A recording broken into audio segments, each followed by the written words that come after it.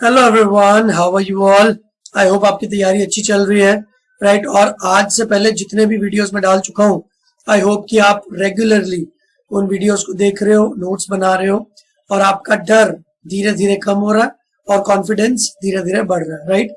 आज जो रिएक्शन मैं आपको करवाने वाला हूँ, that is again one of the most important reactions. नाम आपने सुना होगा, हैलोफॉर्म रिएक्शन, राइट। तो इसका क्या यूज होता है, ये किस तरीके से काम करती है, वो सारी चीजें हम लोग आज देखेंगे। तो हैलोफॉर्म रिएक्शन, ठीक है। और इसके स्पेसिफिक में हम लोग जो करेंगे दैट विल बी आयोडोफॉर्म।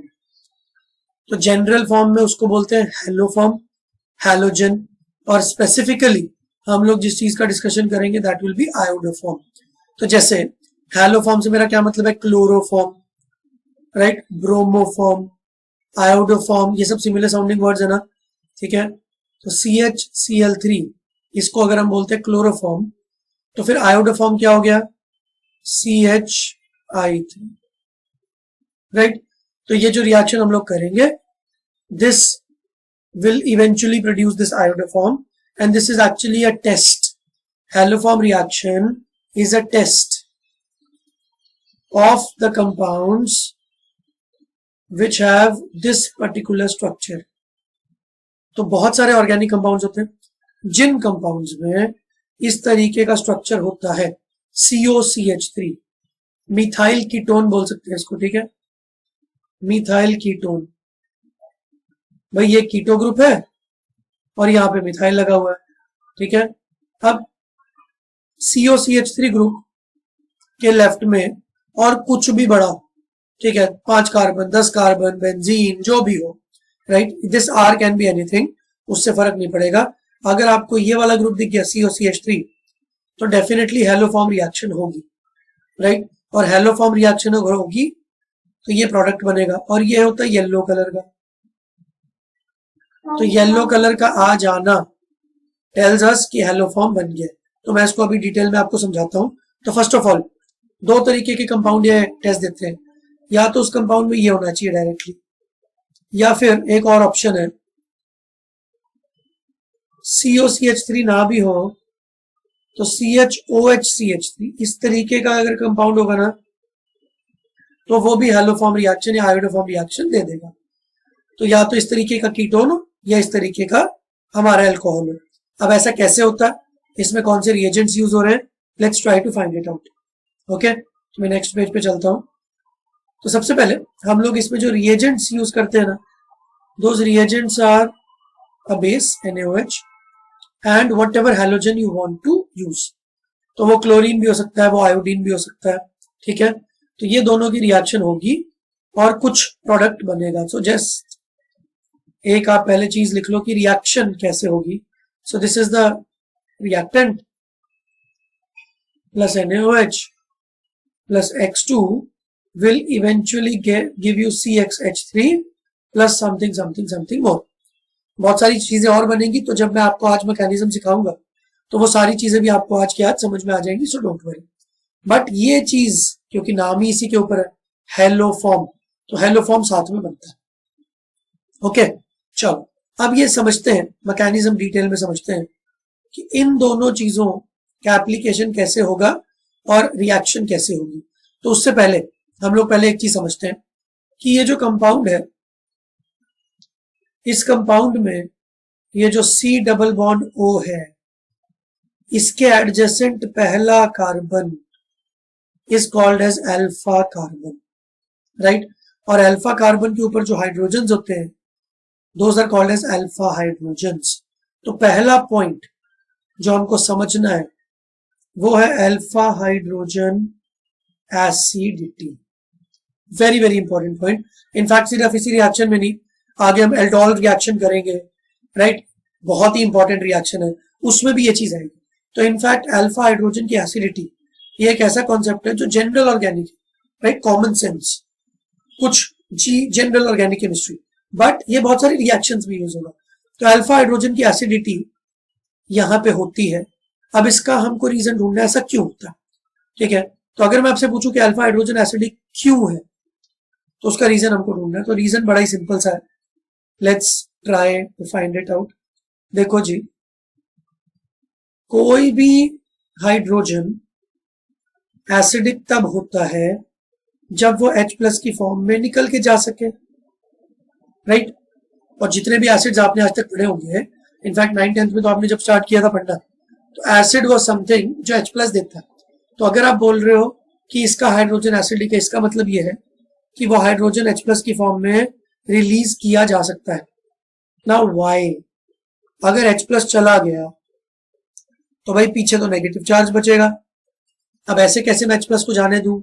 तो उसका सिर्फ एक रीजन है, एक अच्छा एसिड वो होता है जो अपने H+ के जाने के बाद जो पीछे नेगेटिव चार्ज बचता है उसको स्टेबलाइज कर दे। तो अगर आप ध्यान से देखो तो यहाँ पे H+ के जाने के बाद जो चीज बचेगी वो होगा CH2-। और अच्छी बात यह है कि this negative charge will be resonance stabilized. तो यही वाला लॉजिक आपको तब भी यूज करना जब आपसे कोई पूछे कि arrange these compounds in acidity order, stability order, ठीक है। तो अगर आपसे कोई पूछे कंपाउंड ए कंपाउंड बी में ज्यादा एसिडिक कौन है, तो आप दोनों का H+ रिलीज करवा दो और उसकी जगह पे नेगेटिव ले आओ। जिसका नेगेटिव ज्यादा स्टेबल होगा वो ज्यादा अच्छा एसिड होगा। मैं इसके ऊपर भी आपको एक एग्जांपल दूंगा अभी, ठीक है, डोंट वरी। तो फिलहाल H+ निकलने के बाद कार्बन पे जो आया नेगेटिव चार्ज, ये नेगेटिव चार्ज रेजोनेंस स्टेबलाइज्ड है, इसीलिए H+ आसानी से निकल जाता है, क्योंकि H+ के निकलने के बाद जो चीज बची वो स्टेबल है, राइट। चलो मैं इसी के ऊपर आपको एक और एग्जांपल देता हूँ। हेलोफॉर्म रिएक्शन का पार्ट नहीं है जो मैं अभी आपको बताने वाला हूँ, बट वो इन जनरल हमको अच्छे कॉन्सेप्ट सीखने में जरूर काम आएगा। So it's a concept of general chemistry, तो मैं आपको अभी वो करवाता हूँ and then I will continue from here, ठीक है। चलो अभी एक चीज समझो, अगर मैं आपसे पूछूं CH3CH2OH एंड C6H5OH, इन दोनों में ज्यादा एसिडिक कौन है? ठीक है, तो ऐसा क्वेश्चन आपको PYQs में बहुत मिलेगा। तो आंसर है दिस, ये तो आंसर आप याद कर लो। बट ऐसा क्यों हुआ, ध्यान से समझो। तो जैसे आप एसिडिटी की बात करते हो तो मतलब the substance should give H+। अगर वो H+ देता है तभी तो वो एसिड है। तो अगर आप बोल रहे हो कि दोनों के एसिडिटी स्ट्रेंथ को मेजर करना है और अरेंज करना है, तो इसका मतलब कहीं ना कहीं वीक होंगे चाहे स्ट्रॉन्ग होंगे, आप इनको एसिड तो मान रहे हो। और अगर आप इनको एसिड मान रहे हो तो इसका मतलब इनका काम H+ देना। तो भाई इसने भी H+ दे दिया होगा और इसने भी H+ दे दिया होगा, ठीक है। मान लो अपने को भी आंसर नहीं पता, ठीक है, तो हम लोग सिर्फ टेस्ट कर रहे हैं, लेट्स सी। तो जब भी आपको बोला जाए कि दोनों को कंपेयर करो कि कौन अच्छा एसिड है, तो आप तो एक चीज मान लो कि दोनों में से कौन बुरा है कौन अच्छा है वो तो बात की बात है, पर दोनों एसिड तो है। तो अगर दोनों एसिड है तो दोनों कम से कम अपना H+ तो रिलीज करेंगे, और H+ रिलीज करने के बाद बचेगा क्या? यहां बचेगा CH3CH2O-, और यहां क्या बचेगा? यहां बचेगा बेंजीन के ऊपर O के ऊपर नेगेटिव चार्ज, राइट। अब आप मुझे ये बताओ कि H+ को तो जाना था, वो चला गया। अगर वो गया और पीछे जो बचा अगर वो स्टेबल है तभी तो उसको जाने दिया जाएगा। आप एक सिंपल एग्जांपल सुनो, ठीक है, रियल लाइफ एग्जांपल्स। मान लो मैं एक कंपनी चलाता हूँ, मेरे बहुत सारे एम्प्लॉइज हैं। एक एम्प्लॉय मुझे बोलता है कि सर मुझे जाना है, तो मैं उसको दो चीजें बोल सकता हूँ। अगर वो मेरे लिए बहुत इंपॉर्टेंट एम्प्लॉय है तो मैं उसको पता क्या बोलूंगा, अरे क्या प्रॉब्लम है, क्यों जा रहे हो, सैलरी बढ़ा दूं क्या, राइट। तो ऐसा मैंने क्यों किया? क्योंकि वो मेरे लिए इंपॉर्टेंट है। इसका मतलब पता क्या है कि मुझे कहीं ना कहीं ये लगता है कि अगर वो चला जाएगा ना तो उसके जाने के बाद मेरी कंपनी में अनस्टेबिलिटी आ जाएगी। मेरी कंपनी में वो वाला काम करने वाला कोई बंदा है ही नहीं जो काम ये करता है। तो अगर ये चला गया तो मैं अनस्टेबल हो जाऊंगा, तो इसलिए मैं उसको जाने नहीं दूंगा या कोशिश करूंगा कि वो ना जाए। बट अगर उल्टा हुआ, मान लो एक बंदा है जो वैसे ही कुछ काम नहीं करता है और मेरे मन में वैसे ही आ रहा है कि मैं उसको निकाल दूं, एक दिन वो खुद आके मुझे बोलता है कि सर मैं जा रहा हूं, तो मैं उसको रोकूंगा नहीं। मैं उसको पता क्या बोलूंगा कि ओके बेस्ट ऑफ लक, क्योंकि मुझे पता है कि उसके जाने के बाद मेरी कंपनी पे जो पीछे चीजें बचेंगी उस पर कोई ज्यादा दिक्कत नहीं है। राइट। तो मैं एक बंदे को तभी जाने देता हूं जब मुझे लगता है कि उसके जाने के बाद जो पीछे चीजें बचेंगी वो स्टेबल रहेगी, राइट। अब ये वाला रियल लाइफ फंडा आप केमिस्ट्री में लगाओ। एक एसिड मतलब एक कंपाउंड जिसको आप एसिड बोल रहे हैं वो अपने H प्लस को जाने दे रहा है। तो मेरा सवाल है कि H प्लस के जाने के बाद उसको कोई दिक्कत नहीं हो रही? तो अब इसका आंसर ये है कि अगर उसको लगता है कि यार H प्लस के जाने के बाद भी मैं स्टेबल रहूंगा तो वो सोचेगा कि चलो H प्लस को जाने दो, राइट। अब ये ही सेम चीज यहाँ पे हो रही है फिनॉल की केस में। ए नाम, इसका नाम फिनॉल है। फिनॉल का H प्लस जब चला जाएगा तो पीछे जो नेगेटिव चार्ज बचेगा, क्या आपको दिख रहा है कि वो रेजोनेंस स्टेबलाइज्ड है? इसकी रेजोनेटिंग स्ट्रक्चर्स के एक सेपरेट वीडियो है, ओके, डोंट वरी।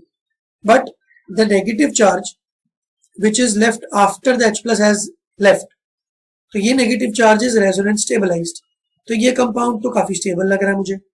तो अगर H प्लस के जाने के बाद भी कंपाउंड स्टेबल है तो ये कंपाउंड H प्लस को आसानी से जाने दे देगा। और अगर H प्लस आसानी से चला गया तो फिर यही तो अच्छा एसिड हुआ। ऑन द कॉन्ट्रेरी आप इसको देखो, इसके अंदर कोई भी स्पेशल रीजन नहीं है कि नेगेटिव चार्ज क्यों स्टेबल होगा। इनफैक्ट ये नेगेटिव चार्ज तो अनस्टेबल है बिकॉज CH3 CH2 का प्लस आई नेचर, इंडक्टिव इफेक्ट। तो नेगेटिव चार्ज को और इलेक्ट्रॉन दे रहे हैं वो लोग। तो नेगेटिव चार्ज को और आप और नेगेटिव बना दोगे तो वो स्टेबल नहीं होगा, वो अनस्टेबल हो जाएगा, राइट। तो H प्लस के जाने के बाद ये चीज तो अनस्टेबल हो रही है। तो अब आप मुझे बताओ ये कंपाउंड क्या चाहेगा कि उसका H प्लस चला जाए? क्या वो विलिंगली अपने H प्लस को भेजेगा? The answer is no. But phenol को पता है कि H प्लस चला भी गया तो भी मैं तो स्टेबल हूं। तो phenol will be very easy for phenol to give its H plus. So that is why acidity of phenol is more than CH3 CH2OH, because ये जो फिनॉक्साइड आयन बना है, नेम्स भी धीरे धीरे याद करते रहो, राइट। तो फिनॉक्साइड आयन काफी स्टेबल होता है और इसीलिए फिनॉल काफी एसिडिक होता है। तो एक अच्छा एसिड वो होता है जो H प्लस के जाने के बाद जो पीछे चीज बचती है वो स्टेबल होनी चाहिए, राइट। अब चलो ये तो एसिडिटी ऑर्डर हो गया, बट अब सेम चीज हमने हेलोफॉर्म में कैसे यूज की है, चलो उस पर बात करते हैं। तो यहाँ पे जो कंपाउंड था हमारे पास वो कंपाउंड था ये वाला, राइट। इस कार्बन को हम लोग अल्फा कार्बन बोलते थे। ये वाला हाइड्रोजन अल्फा हाइड्रोजन है। अल्फा हाइड्रोजन एसिडिक क्यों होता है?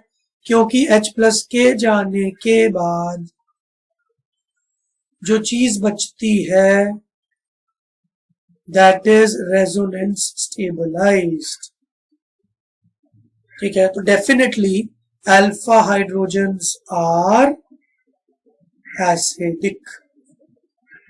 ये बात समझ में आती है? तो इस कंपाउंड में मुझे 3 अल्फा हाइड्रोजन दिख रहे हैं।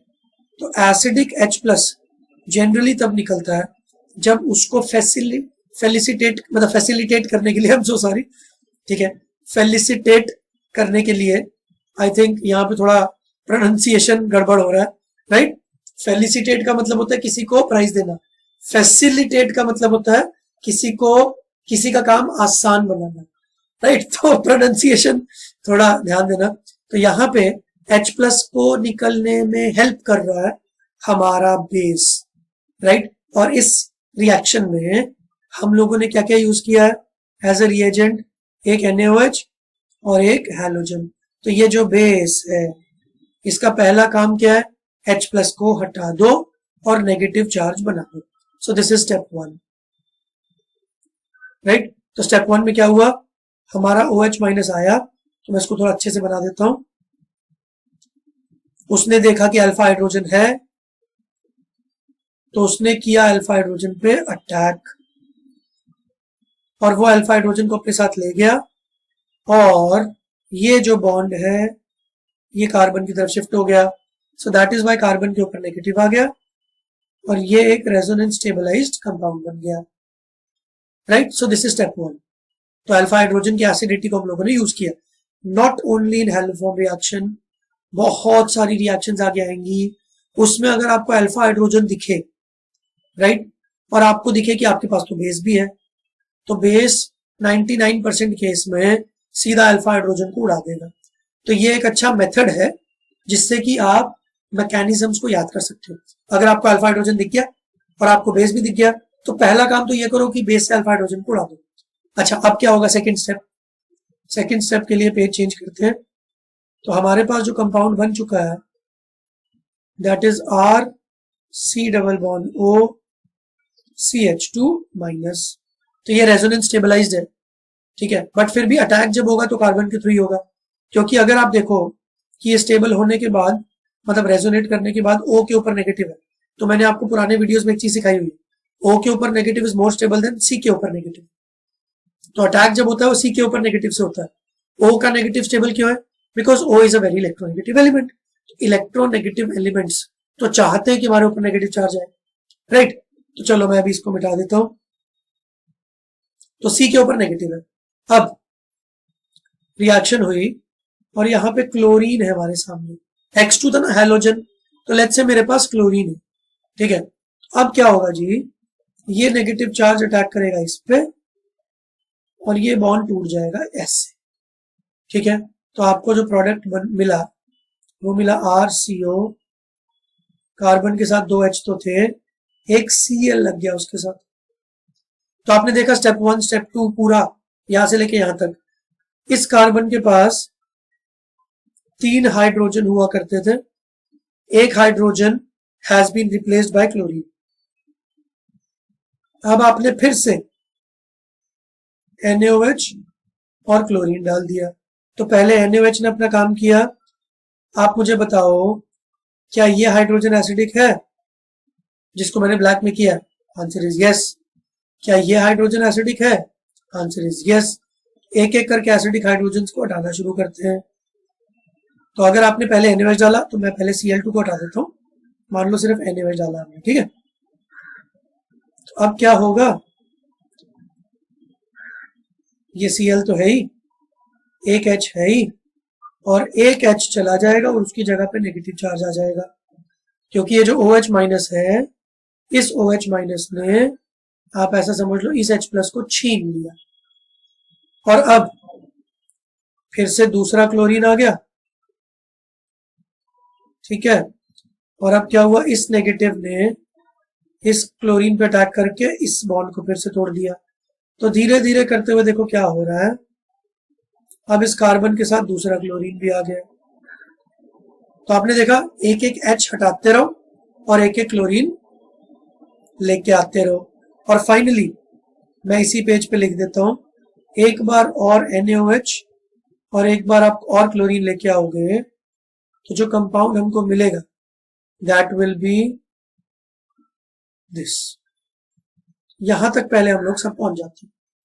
तो फंडा बहुत सिंपल था, 3 अल्फा हाइड्रोजन थे, तो एक एक करके alpha hydrogen, since alpha hydrogen acidic थे तो बेस की वजह से वो लोग धीरे धीरे जाते रहे और उनको रिप्लेस करते रहे हमारे क्लोरीन। तो this is the as of now compound that has been formed. अभी भी एक दो स्टेप्स बाकी हैं, तो अब हम नेक्स्ट पेज पे इस कंपाउंड के साथ शुरू करते हैं, right. RCO C Cl3। Now अब हमारे पास ये जो कंपाउंड है, अब भाई इसमें ना अल्फा हाइड्रोजन नहीं बचे, तीनों चले गए। अब इसके ऊपर आपने अटैक किया फिर से NaOH, तो सिस्टम में है ही OH माइनस। अब यार OH माइनस को अगर H प्लस नहीं मिलेंगे तो फिर वो क्या करेगा? देखो देखो, by the virtue of negative charge, अगर किसी पे नेगेटिव चार्ज हो तो वो पॉजिटिव पे तो अटैक करता ही है। इस कार्बन पे पार्शियल पॉजिटिव चार्ज है, तो ये जो OH माइनस है ये न्यूक्लियोफिलिक अटैक करेगा कार्बन के ऊपर, और इस रीजन से ये बॉन्ड चला जाएगा S। तो आपको कंपाउंड क्या मिला? RCO माइनस, यहां पे आ गया OH और यहां पे आ गया CCl। अब क्या होगा, ये जो बॉन्ड ऊपर गया था और O पे नेगेटिव आया था, ये बॉन्ड वापस नीचे आएगा, और अब हमारे इस कंपाउंड को मौका मिल गया, ये वाला बॉन्ड टूट जाएगा। तो इफेक्टिवली स्पीकिंग ये बॉन्ड पता क्यों टूटा? ध्यान से देखना, ये जो CCl3 है ना, ये वाला होल कंपाउंड, ये बड़ा अच्छा लीविंग ग्रुप है, तो अगर इसको मौका मिल गया तो ये चला जाएगा। तो मौका इसको मिल गया। कैसे मिला? O माइनस ने अपना बॉन्ड नीचे लेके आए लोग, तो ये बॉन्ड इधर शिफ्ट हुआ, तो एक्चुअली स्पीकिंग ये बॉन्ड टूट गया। ये होमोलिटिक फिशन नहीं हुई है, ठीक है। इस कार्बन ने उस कार्बन को, दोनों इलेक्ट्रॉन्स को लेके गया वो। तो मैं अगर अच्छे से बनाऊं तो ऐसा कर देते एस, राइट। तो O माइनस का नेगेटिव चार्ज अंदर आया और यहां पे पूरा C और 3 Cl with a negative charge सब लोग चले गए। तो यहां पे पता क्या निकला? C Cl3 और माइनस एंड प्लस, और क्या बना साथ में? ये जो कंपाउंड था हमारा R C double bond O OH। तो ये दो कंपाउंड हमारे बन गए। अब फाइनली क्या होगा भाई? ये तो कार्बोक्सिलिक एसिड है, तो इसका तो जो H होता है वो काफी मतलब एसिडिक होता ही है, H+। तो अब क्या होगा? ये कार्बोक्सिलिक एसिड अपना H+ रिलीज करेगा और ये कार्बन उसको बोलेगा कि भाई तू मेरे पास ही आ जा। तो ऐसा कितनी बार हमने ऑर्गेनिक में देखा ना, किसी एक ने H+ को रिलीज किया, दूसरे वाले ने उसको बुला लिया, और जब दूसरा वाला उसको बुलाएगा तो ये H कार्बन के साथ जुड़ जाएगा और आपको शायद दिख रहा होगा कि आंसर आ जाएगा CHCl3, राइट। तो आपको दिख गया कि क्लोरोफॉर्म कैसे बन गया इस पर्टिकुलर कंपाउंड में। अब इसी की जगह अगर पूरे प्रोसेस में क्लोरीन की जगह आयोडीन होता तो क्या होता? कुछ नहीं, हर जगह आप क्लोरीन को आयोडीन की तरह रिप्लेस कर दो, तो आपको जो फाइनल प्रोडक्ट मिलता वो जाता CHI3। मैं यहां लिख देता। तो एंड में CHI3 तभी बनेगा जब पूरी प्रोसेस होगी, और CHI3 येलो कलर का कंपाउंड होता है, ठीक है। तो अब now this is a detection of a compound having a particular group. तो मैं आपको नेक्स्ट पेज पे एक बार बहुत प्रिसाइज तरीके से समझाता हूं। तो अगर ये वाला ग्रुप है और आपने NaOH और आयोडीन डाला, तो एक एक करके 3 स्टेप्स होंगे, तीनों अल्फा हाइड्रोजन्स चले जाएंगे और तीनों अल्फा हाइड्रोजन्स की जगह आयोडीन आ जाएगा। फिर आप एक और बार ये रिएक्शन करोगे तो इवेंचुअली वो अटैक करेगा कार्बन पे, और आपको ये लिखने की जरूरत नहीं कि ये इधर गया फिर ये इधर गया। ये तो मैकेनिज्म है कि पहले बॉन्ड ऊपर गया ऑक्सीजन का, फिर नीचे आया। तो अगर आप इसको छोड़ भी दो और सिंपल शब्दों में भी समझोगे, तो OH ने अटैक किया कार्बन पे और इसलिए ये CI3 माइनस निकल गया।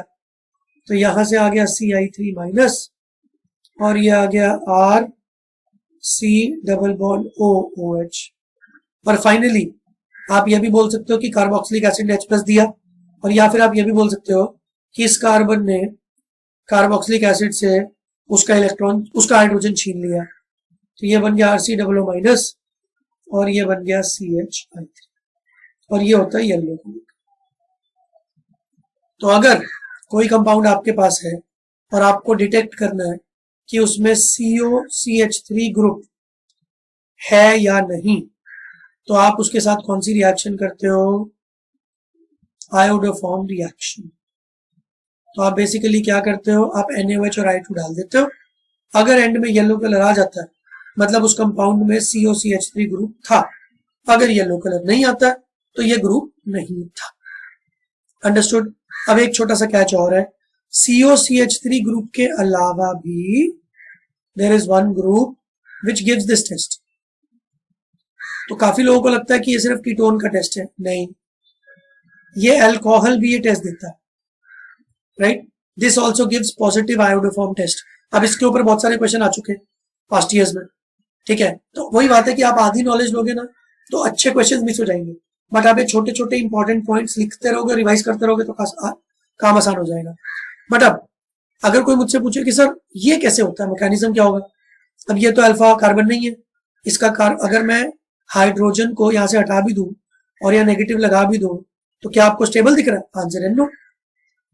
तो अब खास बात सुनो, खास बात यह है कि जब आप इस कंपाउंड में NaOH और आयोडीन या क्लोरीन डालते हो तो ये जो दोनों है ना, एक्चुअली ये दोनों मिल जाते हैं जब, तो अच्छे ऑक्सीडाइजिंग एजेंट्स बन जाते हैं। तो NaOH और आयोडीन का combination is actually good oxidizing agent. तो पहला काम पता क्या होता है, ये जो कंपाउंड है ना CHOHCH3, first this gets converted into keto group.